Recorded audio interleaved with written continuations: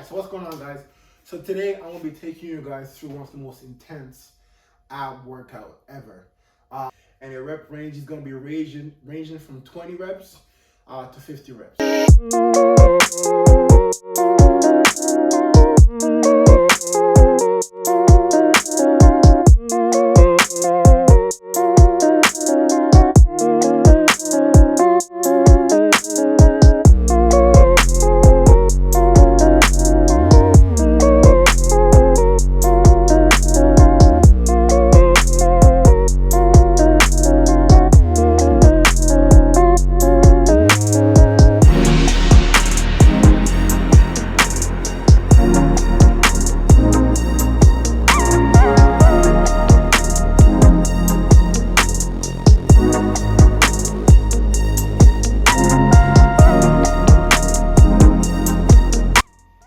Okay, so now give yourself about 45 second rest, and then we're going to the next exercise.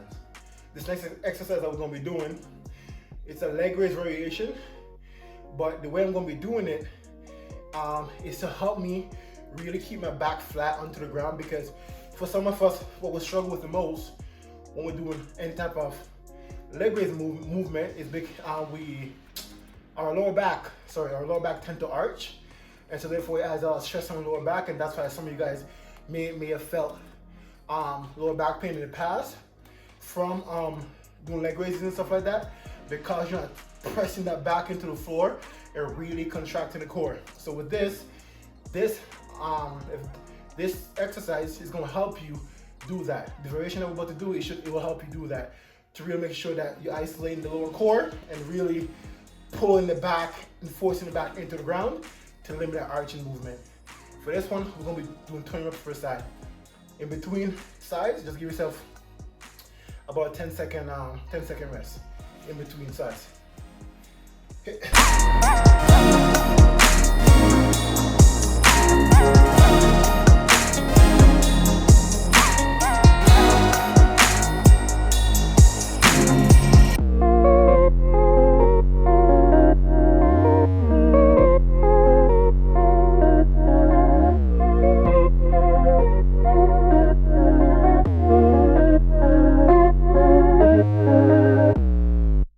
So the good thing about this it's a good progression into leg raises, right? So instead of, if you're a beginner, this makes it a little bit easier for you to practice doing leg raises properly, to feel the isolation that you're supposed to feel in your core, right? So again, it limits the arching that you may get in your lower back, especially if your core is weak and you find that you have lower back pain when you do leg raises.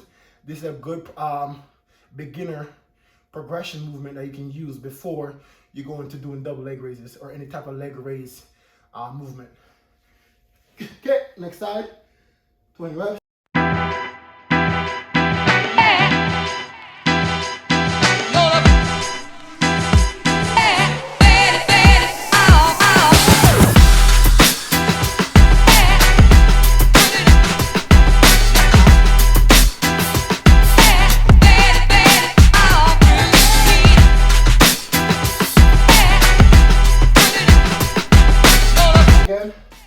Give yourself about a 45-second break, and then we're going to the next one. Next variation that we're about to do is going to be a sit variation, right?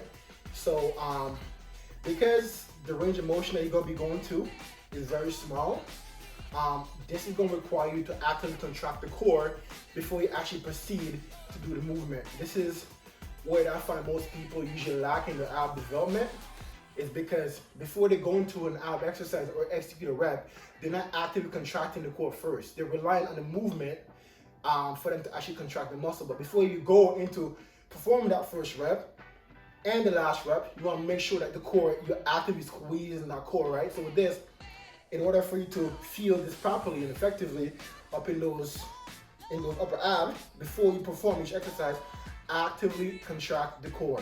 So there needs to be constant tension through every single rep. If not, you're gonna do 50 reps, and by the end of it, you're gonna be like, oh my gosh, you don't really feel it, right? So really make sure that you're actively contracting the core the whole time. And one last thing to remember, to help your ab development as well, what I've noticed over years from training and speaking to different people and stuff like that is that most people say they want abs, but they're afraid of the pain that comes along with it. Especially when you're doing high repetitions, right? Because it's a high repetition workout. That's how you get, that's really, with cardio and nutrition, that's basically how you get your abs to show, to reveal, to develop that six pack, right? But what I've noticed with some people over the years is that, they go to the gym, they do the same exercises, same amount of repetitions, but the problem with that is it's not that they're doing the same thing per se. That's the problem, of course. But it's because when they're doing those exercises and repetitions, they're not actively contracting the core. For example, let's say you're doing leg raise. Do not rely on the upward movement of you raising your leg for your core to contract. Before your legs even raise up, you should already be activating the core. So by the time you start to raise your legs all the way to the top, the abs, your core is a peak contraction, right? So learn to actively contract the core before you perform any movement. And realistically, this applies to any exercise, because when it comes to a strong deadlift, a strong bench press, squat, shoulder press, running, anything like that, learn to actively contract the core is going to help you perform a lot better, right? So tip of the day, actively contract your core before you perform any movement that you're actually doing. Just that tip alone will take your lifting and your overall aesthetics to a whole nother level. We'll start off hands straight up and just lift the shoulder blades off the ground. And we're doing 50 reps.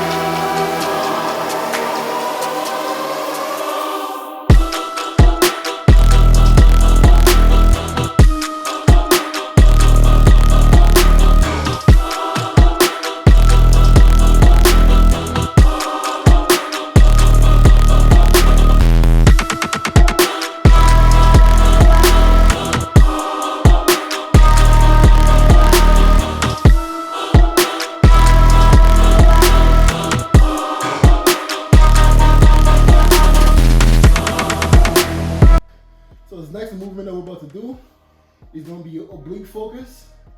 It's going to be a twist, side to side.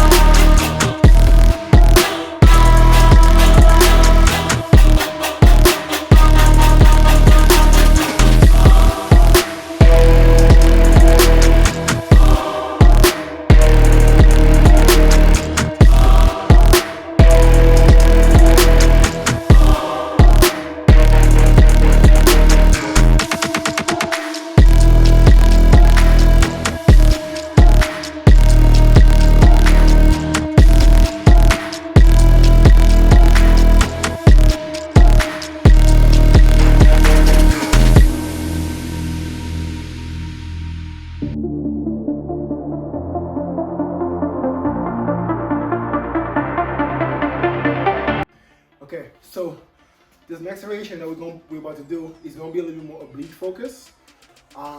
So with this one, in the previous clip, I was talking about constant tension and how to act and making sure you actively contract the core when you execute each repetition. So with this exercise, it requires you to keep that constant tension the entire time. If that constant tension is not there, the limited range of motion will not help to give your core that work efficiently. So So with this one, make sure you're actively squeezing the core the entire time. So realistically, think about it like this. If you're doing this exercise and I came up and punch you in the gut, you should be able to take that punch because your core would have been flexed to be able to absorb some of that, right? If I can come up and punch you and it hurts, you know, like it can penetrate your abs, which is obviously a layer of protection for your organs, whatever.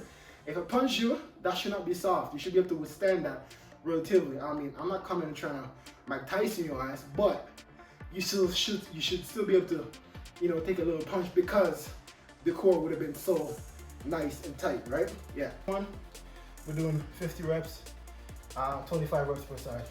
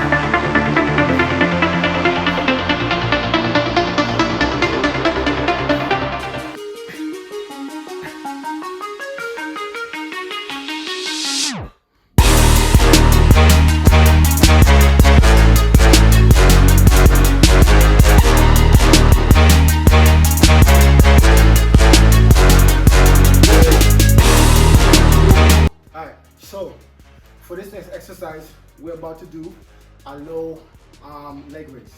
So previously in the video, you heard me talking about normally when most people do leg raises, they tend to not feel and get that work on their lower abs like they want to because the lower back is arching too much. And I mentioned constant tension and really trying to contract the core and force the back into the ground, right? So when you're doing these leg raises, what's going to be crucial is making sure that you're actively, again, squeezing the core, right? Do not let the lower back, because what most people tend to do is let the lower back arch like this, and then the leg bouncing like this, right? And then they're trying to fight it, but don't realize that the more they fight, the more stress they're adding on their lower back, right? So make sure that if you get fatigued, if you get tired, the most important thing is making sure you really squeeze and, you know what I'm saying, really lock in and force those abs to contract to stabilize that spine. And if you find if doing this, like right now, if you're gonna be doing this, it's gonna be you against you, right? So there's no point, do not sacrifice back form just to get repetitions, right? We wanna get 50 reps, but we want 50 good reps. So if you have to take a rest in between to readjust to make sure that back's not arching, do that. But just make sure that you can complete the 50 reps, complete them on your own time, right? I'm gonna do them consecutively because I've been doing this. But for you, like I said, take the time to practice to make sure that you execute each repetition with intent and with purpose. Do not just go through the motion. All right, let's go.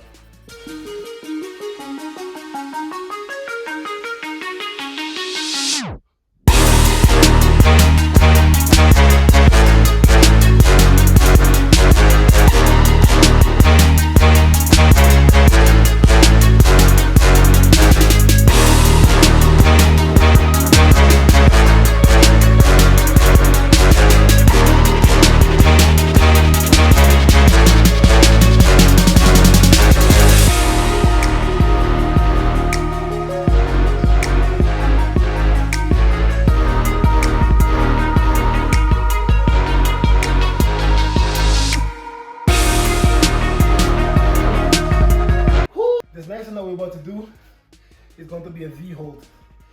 And we'll go also try and hold this for 50 seconds. All right, ready? 3, 2, 1. Let's go.